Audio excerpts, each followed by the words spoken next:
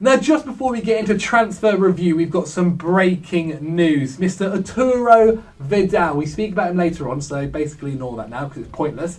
He has joined, or is potentially about to join Barcelona for 30 million euros. And it comes from some very reliable sources in some Tier 1 Barcelona papers and journalists in Damasio. Michael, what do we make of it in general? How does it affect Bayern Munich? How do you think it will affect Barcelona? Yeah, it's an interesting one. All seems to be popping off. All seems to have happened quite swiftly. And obviously, yeah, there are other clubs who are interested in Vidal, who Bayern have been kind of looking to offload this summer. Inter Milan being one of them, and we speak about them later in relation a little bit to this, mainly to Modric. So ignore the stuff about Vidal for now, at least, because it looks like Barcelona have swooped in ahead of Inter, ahead of AC as well, who were rumoured to be making a move for him. And have reached a verbal agreement of 30 million euros, or reached an agreement of 30 million euros with the club, and a verbal agreement with Vidal himself. Deal could be completed within the next 24 hours, I expect, if this is the case. Yeah, it's an interesting one. Obviously, Barcelona seem to always be in need of kind of midfield reinforcements at the moment. Last year they went for Paulinho, he's gone now. Now they've brought in Vidal, another old midfielder, even older.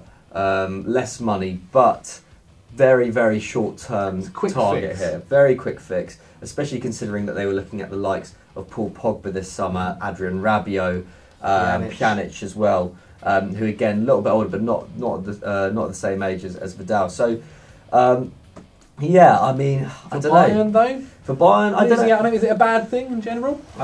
Probably not in the long term. I think they probably could have done with his services for another season, but if they want to get a good price for him, this year was going to be, this summer was going to be the time. Thiago Alcantara is now, he's essential to keep. He's the main man now. He's completely the main. Already. Yeah, exactly. And I mean, just losing those two players means that it's essential that they keep him. And surely they would have done this business knowing that Thiago was safe. If not, then this is very uncharacteristic of Bayern Munich. Well, there is the possibility as well of Kimmich moving back into midfield. However, he has kind of made the right back position zone a bit like Lahm did the season or two at CDM as well. I think in general, both clubs sort of come out of this happy if they do keep Thiago. I think also for Barcelona fans, he's kind of a name, and they do like names in general being, or like high figures, high profiles being at Barcelona. They like to think Barcelona is a top club in Spain, and as kind of probably recently, most of the big names have joined Real Madrid. So it's another one they could possibly say. But what do you guys think? Let us know in the comments below. Is this good for Barcelona? Is this good for Vidal? Is this good for Bayern Munich? Now, back to the normal show, Mikey. So, take it away. Welcome back, ladies and gentlemen, to Transfer Review, and a special welcome back to Michael McCubbin. He has returned, people. I've missed you, Mike. I really have. Yeah, How was Portugal, mate? It was lovely. Great food, great people. Can't really ask for much more. And big shout out to a couple of Portuguese FD fans as well for wishing me well on my travels when I was there on Instagram. So shout out to you guys, had a really lovely time. Lovely guys. So, do you know what happened when you were away? Football. Yes. Yeah. Football. And what goes along with football? Transfers. Yeah. That's the whole point of this show. That weren't cringy. Anyway, today we're kicking it off with Max Meyer, and he looks, Mikey, to be heading to Crystal Palace. He does, doesn't he? According to The Independent, after completing a medical this week on a free. However, he's yet to turn 23, and Palace are going to pay Schalke around £500,000 in compensation. Still a good deal, that though, yeah, right? Considering his transfer market value of 18 million euros. And that's probably not even as much as he's actually should be. That's barely anything, because even in League One, they're doing millions of £1 million transfers, stuff like that then, so it's double that. Now, it's a big come down for the youngster, because earlier in the window, he was linked to Liverpool, Arsenal and Atletico Madrid. So now he's at Crystal Palace with old Roy Hodgson. Only could have been with Unai Emery or Simeone.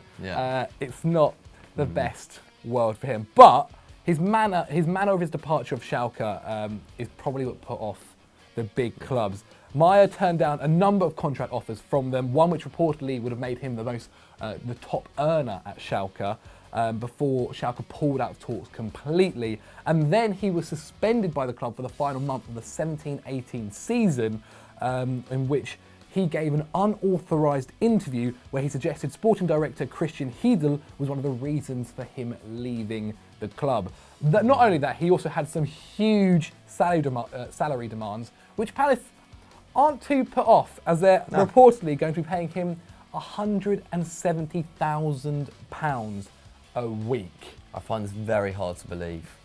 That is crazy. It's a lot of money. Although I was overhearing conversation from between Pat and George earlier, and he did make the point that on a free, when you're buying a player on a free, you can then afford to pay them a bit more in wages. That does make sense. However, at a club like Crystal Palace, I don't know who their top earner is. I assume it would be Zaha or Kai, maybe. Benteke. Yeah, what does that do with the dressing room? Someone coming in and is instantly becoming like such a top earner like that. Well, Zaha in general, I think, is their best bit of business so far. Like, he hasn't left the club. However, who knows? By the time this goes out, he could have, or by next week, he might have left already. But what do you think about Max Meyer in general, Mikey? Do you think it's a decent signing? Yeah, I mean, I think it'd be a great signing. I haven't watched too much of him myself. I'm not an expert on the Bundesliga, but his stats do speak for themselves. Like, I think the main question would be, where would he fit in this Palace side? He's been playing in a number 6 role for the last 2 years at Schalke, and doing a good job there. Obviously, they've had quite a defensive style of play. But the thing is, he's quite versatile. So the last 2 seasons, he's managed 1 goal in the league over the last 2 seasons from that position, which, isn't amazing. The previous 2 seasons before that, though, he managed 10 over those 2 seasons. Okay, so a lot better. So he's playing in a more advanced role. So I think the question is, will he play as a 6, where he'd maybe be replacing Kabay, who's obviously moved to the United Arab Emirates, or would he be moving into a 10? Into the 10 role, which is currently held by Loftus-Cheek. Or was. Well, yeah. Now he's back at is he definitely staying at Chelsea for this season? So far, the one player I do know that is staying at Chelsea is Hudson-Odoi. So he actually came out last night and said he's staying. I like him. He's going to be in my first team. As for Ruben Loftus-Cheek, I think he only returned to training on Tuesday/Monday. Of course. So Sarri hasn't really been able to see him properly yet. I think he played about half an hour yesterday in the game against Arsenal. I personally would love him to stay. I do think he's going to stay. Yeah. However, with Chelsea, you never know. Yeah. And I do think if he was to go to another club, I feel like it might be a club a bit higher up than Palace this time. Fair to play. try and give him some more, better players essentially to play around for sure. He's got the profile now, doesn't he? Mm. There's options there, and obviously, Kouyaté coming in also kind of fills another hole, kind of more defensive positions in midfield. So I think, he probably will be playing as a 10, but he's clearly a very good signing. I mean, almost certainly a better signing than Kouyaté, and probably a step up in terms of class in terms of that Crystal Palace squad. Like I said, he's been playing in a more defensive position recently, which means his goal output has gone down. But his expected goals are still pretty decent. I think it's around 0.3 a game. So like a goal every 3, an expected goal at least every 3 games, which is pretty great for a player so young. And obviously, is capable of playing in number 10 as well, which maybe where is the most natural fit for him in a Palace side, which is quite steady in central midfield. Having said that, his defensive numbers are very impressive as well. He led the Bundesliga in interceptions last season. Without even playing half the last month. Sorry? Without playing last month. Apparently so, or at least per game. Don't have it down here exactly. But he was winning possession 5.3 times a game, which is better than Naby Keita, better than Casemiro, and better than your boy N'Golo Kante. Very impressive. Fair play to you. So clearly this is something that Hodgson sees in the guy. Obviously, we know that Hodgson likes to set his teams up very conservatively, likes to play it safe. I think this could be a very, very good signing for Palace. I think one that I completely did not expect. Well, I think bottom line, they've got him for free. And you know what? Most players, if you get on free, you're going to make some sort of profit on whether... And he's 23 years even old. Just a goal is basically... Not even 23 years old is a big point there. But what do you guys think about Zaha, Crystal Palace and Max Meyer in general? Let us know in the comments below. Our next rumour comes from fairly reliable source, doesn't it, Zach? Gianluca Di Marzio of Sky Italia, knower of all things Italian football and transfers mainly. But he is saying that Inter are trying to sign Luka Modric from Real Madrid. This is a rumour that's been circulating a little bit this week, and one that excites me greatly. Can you imagine Luka Modric in Serie A? Just to go with Ronaldo going to the Juve, it would just be madness, wouldn't it? I think Messi to Roma. Yeah, exactly. I think I might already just watch Serie A next season because I think it's going to be even better than last season, and I didn't watch it enough last season. But anyway, Luka Modric to Inter, the 32-year-old Croatian, is apparently open to this move, as are Real Madrid, which is crazy considering they got rid of their talisman already this summer. You know what the funny thing as well is that he's actually on holiday in Italy currently as well. There you go. Everything's lining up. The stars are aligned for this, boys. Yeah. Do you know where in Italy he is? I've got no idea. No. But he's Probably in Italy, so it Milan, makes it easier. Yeah, for sure. He can just hop on a train, can't he? But anyway, back to the transfer at hand. Obviously, he's come off an amazing World Cup, won the Golden Ball, took his team to the final, played 43 games for Real Madrid last season, obviously won the UCL. So it's an amazing year for him. Ballon d'Or maybe his best contender for sure. Like, people are obviously tipping for that. And it could be an amazing year for Inter as well. They've done some really good business this summer so far. Already added Nainggolan, who obviously another very experienced top-class midfielder. And Arturo Vidal apparently is lined up on loan if they can't secure Modric. So things are looking good. Even if this transfer wasn't going to happen, things are looking very good for Inter. And apparently their fans are all thinking they could even get second next year, keeping their expectations a little bit lower because, of course, I think it's now ingrained in the mind of every Italian football fan that Juve will just keep on winning Serie A's when they sign forever. Ronaldo as well. They just go for what's the point? But I don't know, I'm putting it out there. I think Inter might win it next season. I think Inter have a really interesting season this year because it's the first time they've been back in the Champions League in 6 years. So that's going to be very interesting. That's why I think they've had to make these kind of signings. For sure. Now, they've also signed 4 midfielders in the last 18 months, plus Rafinha on loan. Vecino and Valero, they got from Fiorentina, and Gagliardini from Atalanta, and, as you said, Nainggolan from Roma. They also still have Brozovic, who played 31 out of 38 league games last year, and João Mario. However, he went on loan to West Ham last year, so I don't think he'll be starting this season. On top of that, they brought in De Vrij at the back. They got Martinez as a backup to Icardi. They've kept Icardi. They've kept their manager fresh as well. Indeed, no World Cup. So it's exciting, is what I say, because it's almost like they're going to try and go for it this year. Like, because these players, if there's one downside to them, they are old. They are getting on. Like, as much as they are experienced, they're in their 30s. They're 31, 32 now. The question is, what does Modric add to Inter Milan? He's obviously a great dribbler, completing 2.2 dribbles a game. That's better than everyone at Inter last season, except Rafinha. And he's also creating 1.8 chances a game, which would rank him 5th in the Inter squad. Another Croat who would get a positive from this would be Kovacic. Yeah, because if Modric goes, then he's got a starting position there. I think that's been his. I remember reading an interview saying he wants to leave if he's not getting game time this season. And obviously Spurs were after him, and obviously a bunch of other clubs will go for him as well. But yeah, I feel this, as I said earlier, this is Inter, I feel, doing their last push, saying we're going to give it our all. We're going to try, and I do think they're going to try and win the league. Obviously, you don't just say we're going to go second. And as we said, they're back in the Champions League. They want to make a mark, having not been there for 6 years. But what do you guys think? How will Inter do this season? And will they finish second, first, third, or fourth? Let us know in the poll above. We move over to Manchester now for our next transfer rumour. Your beloved club, Mikey. Yeah. It's not looking good. It's not looking good. However, you have been linked to a player. We have. According to the Times, Again, United scouts are encouraging Mourinho to buy Rebic, who's also been linked to Bayern Munich. Now, we'll get on to Mourinho and Manchester United in a bit. I think you'll talk more about him. Yeah. But here's a bit more about Rebic. He is rumoured to be costing 50 million euros after a great World Cup.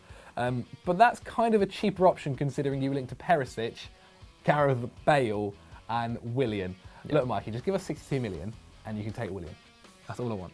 I don't understand how Chelsea have not accepted Barcelona's bid. He's 30 or going to 30. Yeah, he's 30, yeah. Like, how's he still at the club?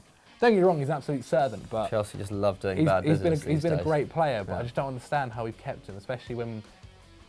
That's another issue for another time. But anyway, that is a bit pricey given that Rebic's 2-year loan at Frankfurt from Fiorentina was only made permanent on July the 1st for 2 million euros. So that's what a good World Cup performance can do. Take from 2 million euros to 50 million. Now, he was okay during his loan spell. He had 8 goals and 4 assists over 2 seasons, and he was actually predicted through XG to get 9 goals and 7 assists, which is about a goal every other game. The other point is that he turns 25 in September. Mikey, as a United fan, how do you feel, obviously, bringing him in? Obviously, you need a right winger. And more about like Mourinho and his comments and just Manchester United in general. Crazy, isn't it? Yeah, I leave for 1 week and it all goes tits up. I was really actually enjoying having a bit of time not seeing any football stuff, and then I come back and it's like, yeah, all my worst fears have been answered. Oh, it's terrible. Yeah, I mean, it's been a funny summer for United, hasn't it? I wasn't feeling particularly confident at the end of the season. I think we ended very weakly. FA Cup defeat weren't great. FA Cup defeat wasn't great. Well, just in general, like we just didn't look very inspired in the final months of the season.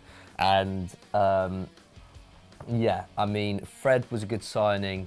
Delort, I think, in the long term is a good signing as well.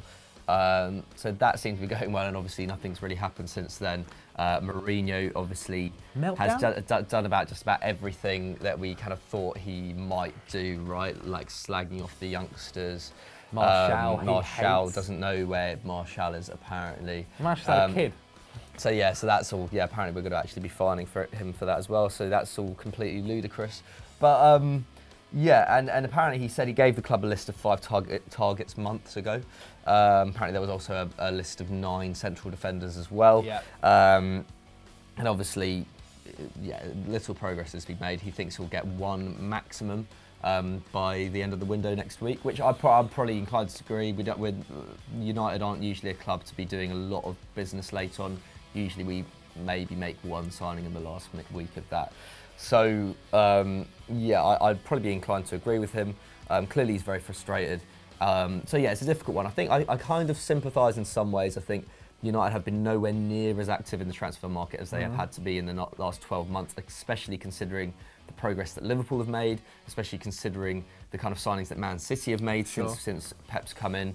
I think it's a very legitimate grievance that a club like Man City, who already had a better squad when Pep took it over and had been building towards his arrival, have made more signings than Man United, who have clearly needed more investment over the last 2 years to get anywhere near the level that Man City are at.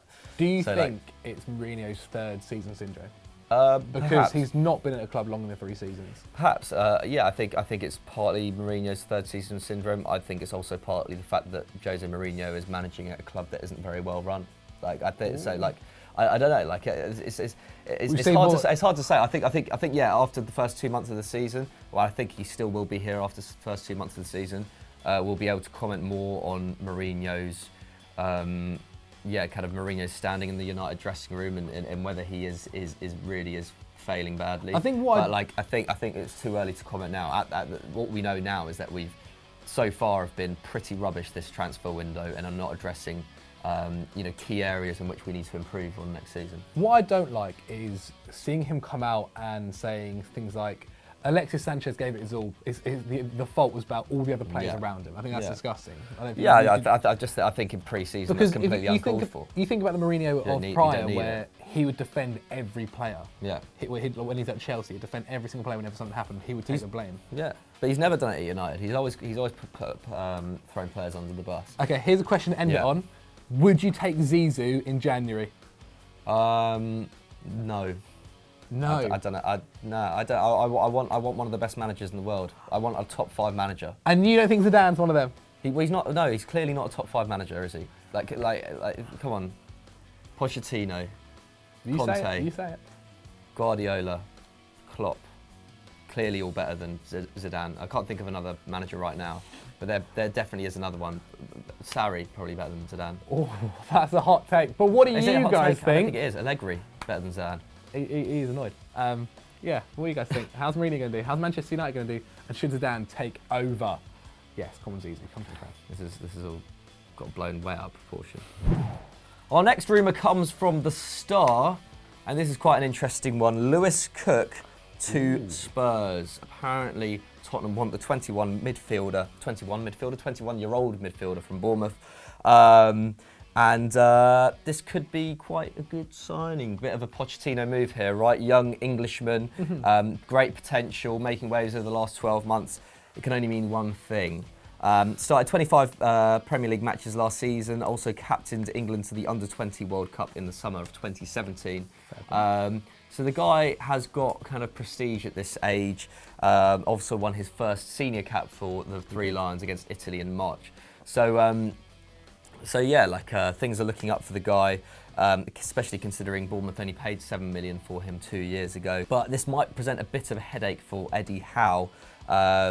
Captain Simon Francis already said apparently that if clubs are in for Lewis Cook, then they'd have to pay between 20 and 30 million. That's not what you want from your captain. Yeah. Keep stum about these things. It is not your business. So yeah, that obviously could weaken their negotiating position a little bit.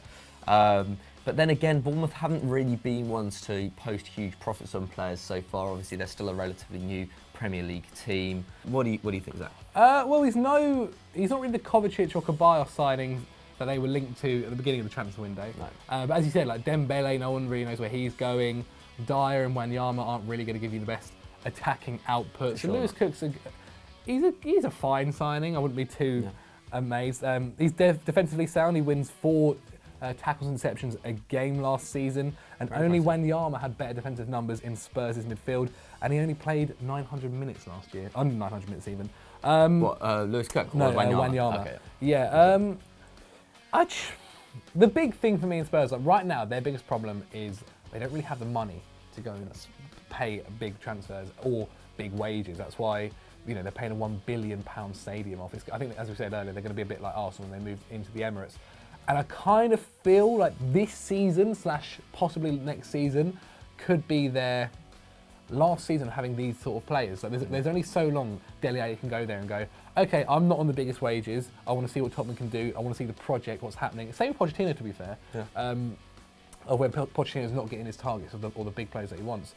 Same with Harry Kane. And as we said, we saw it with Kyle Walker. When a club comes and goes, we're going to promise you titles and we're also going to give you massive wages. At the end of the day, a footballer's career isn't that long, and you've got to make the money where you can. So I feel like this season / next season could be, if they don't win a title, they don't win a trophy of some sort, where they lose some of these players, and if, depending on how their transfer, like the money for the stadium is, they may even have to sell these players for the stadium.